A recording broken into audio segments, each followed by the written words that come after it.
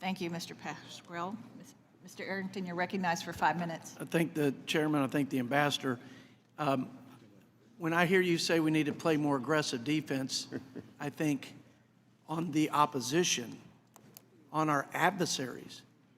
But it's like watching, I have to say it, my son play basketball at a young age where sometimes they don't know who's offense and who's defense, and their team will sometimes actually play defense on their own team, which is what I believe, Ms. Ambassador, we're doing with our LNG exports and our domestic energy producers. Why would we put a moratorium on trading LNG with our allies? We talked about enriching Vladimir Putin and adversaries. By not trading with Europe, who depends on us now, like we are their greatest exporter of LNG. They were 40% dependent on Russian natural gas in 2021. That's changed. We've exported 3 times the LNG. And by the way, this is just a stat that I'd read. American-produced LNG has 41% lower life cycle emissions than compressed natural gas from Russia.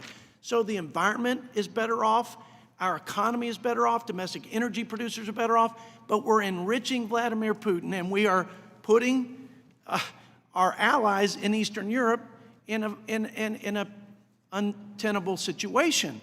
I don't understand that.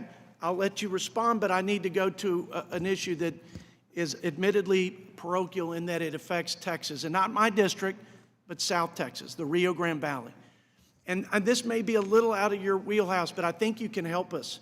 And I'm pleading with you to help us.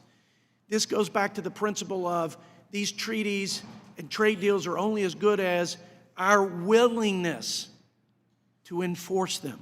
Whether it's labor issues, environmental issues, we agreed to it.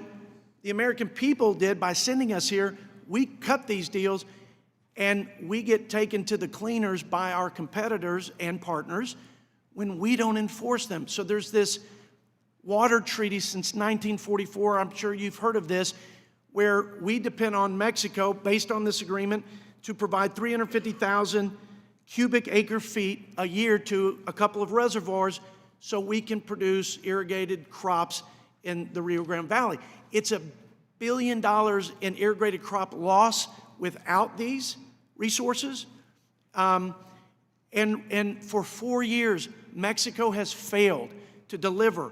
And Monica de la Cruz, God bless her, she is a warrior from the great state of Texas and is a champion and strong voice for her people at a time when they are in desperate need on the heels of a drought with Mexico not complying.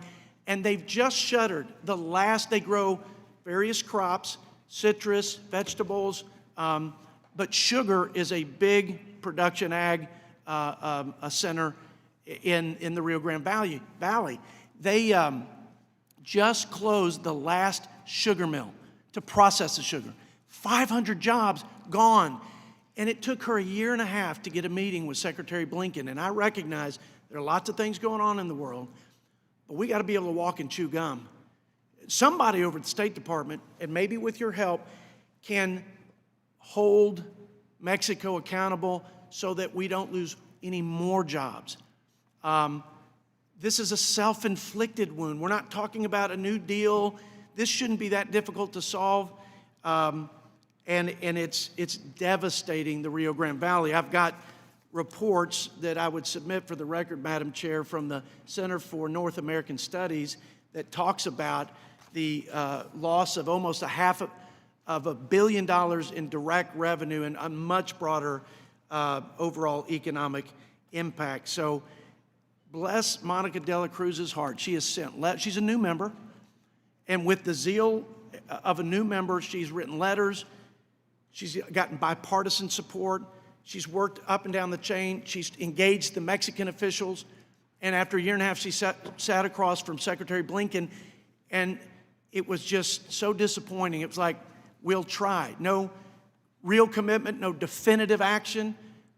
Will you please help the Rio Grande Valley to just get the water that they are owed according to the treaty so we can help produce a safe and affordable supply of food for this country and food security for every American?